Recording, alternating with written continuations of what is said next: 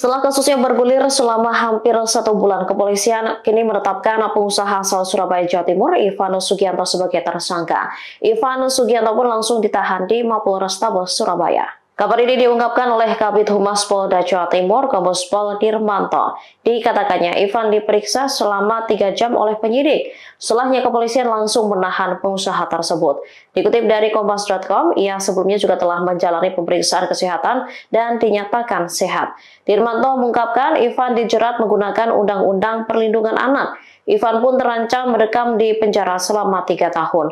Sebelum ditangkap, Ivan sendiri membuat video permintaan maaf kepada korban, keluarga, dan pihak sekolah. Bahkan Ivan sampai menangis mengakui kesalahannya. Diketahui Ivan diduga melakukan intimidasi terhadap EN, seorang siswa SMA Gloria II Surabaya.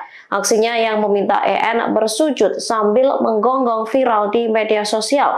Peristiwa tersebut berawal ketika EN dan EL yang merupakan putra Ivan saling mengejek saat bertanding basket. Download Tribun X sekarang, menghadirkan lokal menjadi Indonesia.